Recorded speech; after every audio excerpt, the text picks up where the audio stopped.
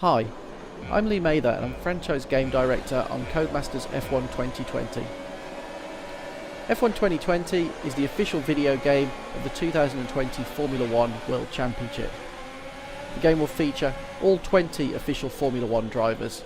It will feature all 10 of the official Formula 1 teams and will also contain all 22 of the tracks that would make up the F1 2020 World Championship.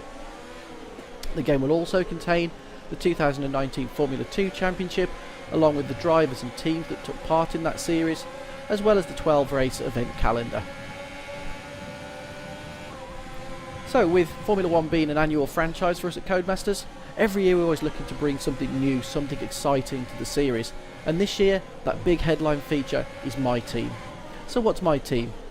My Team is your opportunity to be the 11th team on the grid. Your chance to create your own Formula 1 team and go up against the current giants of Formula 1. So before you get the opportunity to hit the track, you need to create your team. So you want to pick yourself a livery that's appealing to you, and then create a badge which you can use to represent your team. These are important as these are your team's identity once you're out on track. Then every Formula 1 team needs funding. So the first thing you'll do is to select a primary sponsor. That primary sponsor will provide the funding to then allow you to build the rest of your team. So next up is going to be the power unit. So you need to select a power unit from one of the official Formula 1 power unit suppliers. And then you need a second driver. You can't have a Formula 1 team without a teammate. So you'll then move to the driver market. You'll get the opportunity to hire a driver from the Formula 2 season. Once you're happy with the look of your team and that you've got a package that you think will have you fighting for victories, you'll then move on to the first press interview that you have in the game, and that's presented by Formula 1 reporter Will Buxton. The questions that Will ask will also have impact on the direction of development of your first season's vehicle. So if you answer in such a way as to comment on you think you've got a very strong power unit, then that department will be slightly upgraded when you begin your My Team playthrough. And then from this point on, you'll get a cinematic car reveal, and your car's revealed to the rest of the world. And then once your car's been revealed to the world, it's time to start managing things. So in F1 2020, there's a myriad of things that the player will need to manage. So first up, there's a season timeline. In here, you'll be managing things that a Formula 1 team boss would also have to handle. So how do you manage the time and the disciplines around the team? So it could be, I want to send a driver off to do some driver training. That's great, it'll give them a boost, my teammate will be a more accomplished driver. But meanwhile, he may be neglecting something else, so it may be that he's not able to do some press activities. And press activities would bring in sponsor benefits, so we'd get additional funding for the team. How you balance this timeline and the activities that the team and the drivers and the departments have to take part in will determine how successful your team will become in Formula 1. As all of these things generate income, they generate motivation for the departments, and they can assist with the R&D departments as well. And speaking a little bit more about the R&D in the game, developing the car is obviously a large part of the research and development system, but it's also the facilities that the player now has to develop and manage. And amongst those are aerodynamics, chassis, powertrain and durability, all four of which go to have an impact on the overall performance of the vehicle. But a Formula 1 team is much bigger than that, so we also have personnel and marketing.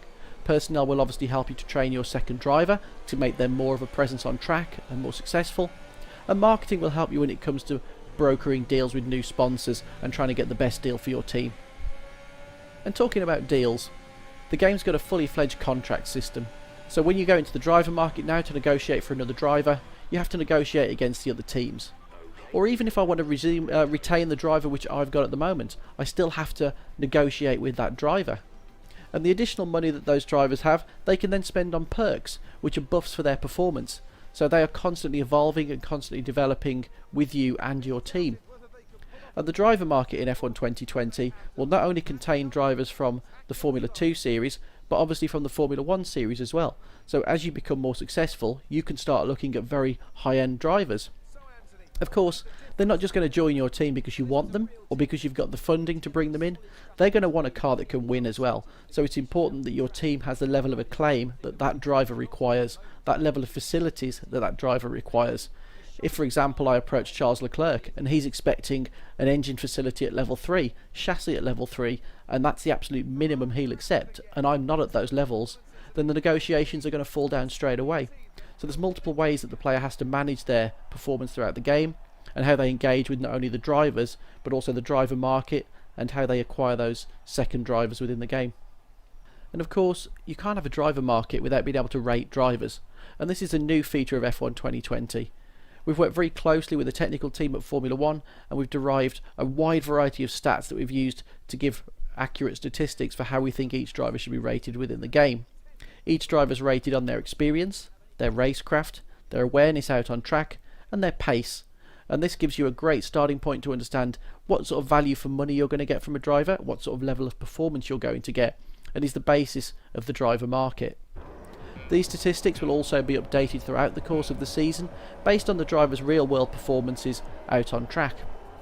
The player can obviously choose whether they wish to take those stats updated to their game or not, as it may be that during their career the driver market has actively moved those driver statistics around based on how they've performed and how the teams they've driven for have developed those drivers.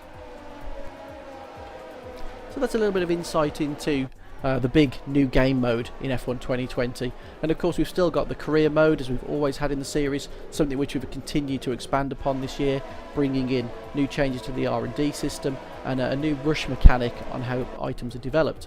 We've also brought over some of the driver market, but obviously that works slightly differently in driver career because you're a driver, not a team boss as well, so you're a commodity, so it's important that you obviously have a good value in the driver market.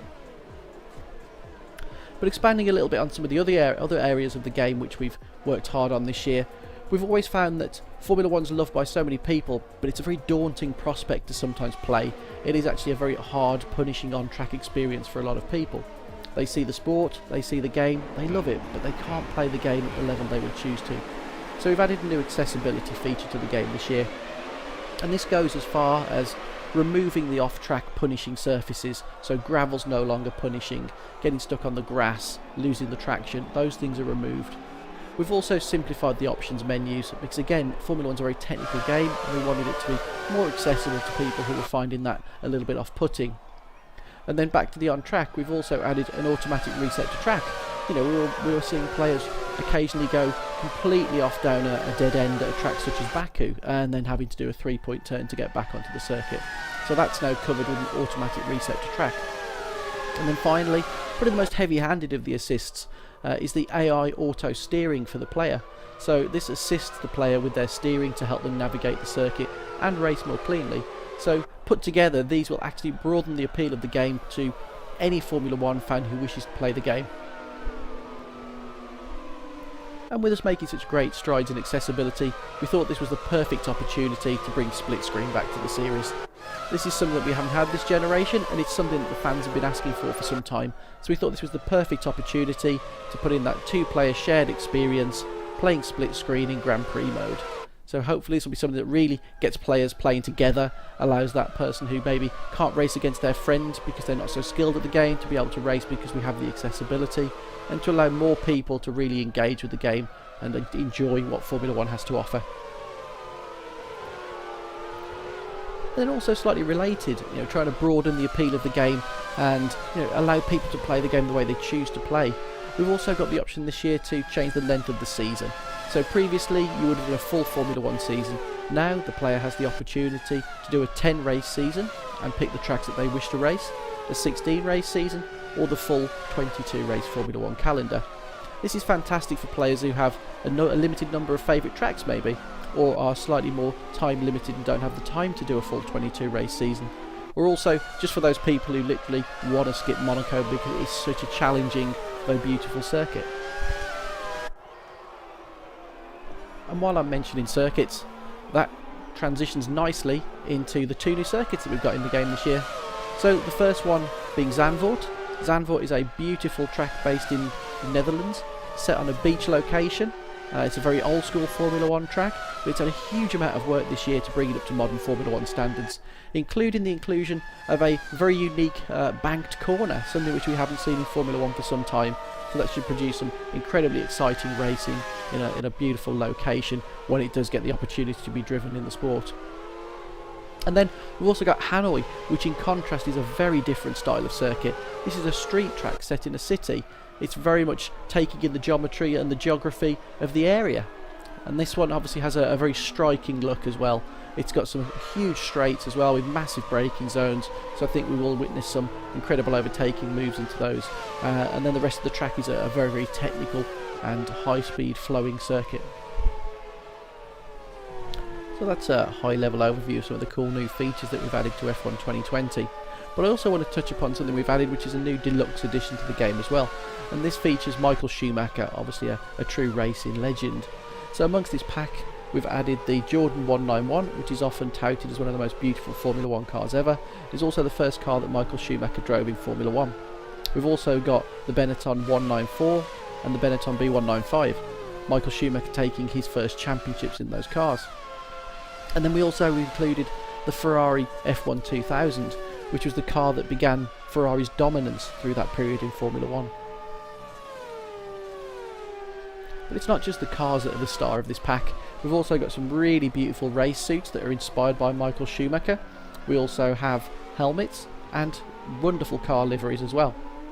You'll also get a unique podium emote as well, as that's something new we've added to the game this year as well. The ability to celebrate on the podium with a unique animation that you choose to apply to your character. And finally, to wrap things up, this is also the 70th anniversary of Formula 1. So available as pre-order, you'll be able to get the 70th anniversary edition of the game, and in this there'll be some extra unique customization content for the player to apply to their driver and their car. So there'll be a new race suit for the driver, a new helmet, vehicle skin, badge, and also a cool new podium emote which you can apply to your character, so you can have that unique celebration when climbing onto the podium and celebrating all of those victories.